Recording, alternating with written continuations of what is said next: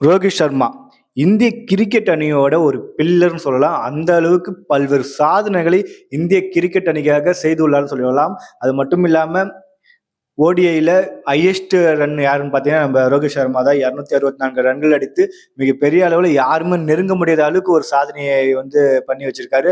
அது மட்டும் இல்லாம இன்னும் பார்த்தீங்கன்னா, ஓடிஐல 3 முறை 200 ரன்களை கடந்த ஒரு வீரர் யாருன்னு பார்த்தீங்கன்னா, அதுவும் ரோஹித் சர்மா தான். அந்த அளவுக்கு பல்வேறு சாதனைகளை தன்னகத்தை கொண்டிருக்கிற ஒரு மகத்தான கிரிக்கெட் வீரர். அ அது மட்டும் இல்லாம அ டெஸ்ட்லயும் டபுள் செஞ்சுரி அடிச்சிருக்காங்க. T20லயும் 100 போட்டிருக்காரு.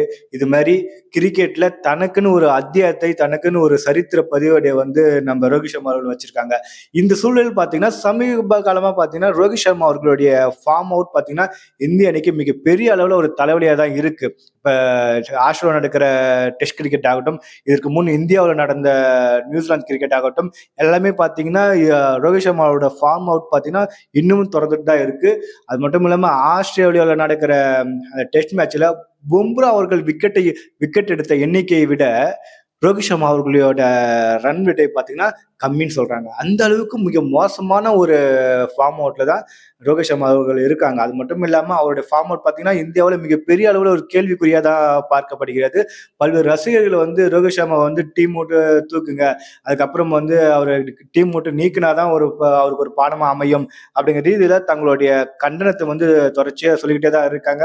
இந்த வகையில தான் நாளை நடைபெறவுள்ள பார்டர் கவாஸ்கர் போட்டியோட கடைசி டெஸ்ட் 5வது டெஸ்ட் போட்டியில ரோஹித் சர்மா அவர்களை டீம் விட்டு தூக்கி இருக்காங்க அப்படிங்கிற ரீதியில தான் பல்வேறு நியூஸ்கள் வந்திருக்கு.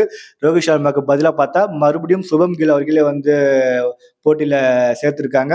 பும்ரா தான் கேப்டன் அப்படிங்கிற ரீதியில தான் நாளைக்கு நடைபெற போற போட்டி நடைபெற உள்ளது அப்படிங்கிற ரீதியில பேசப்படுகிறது.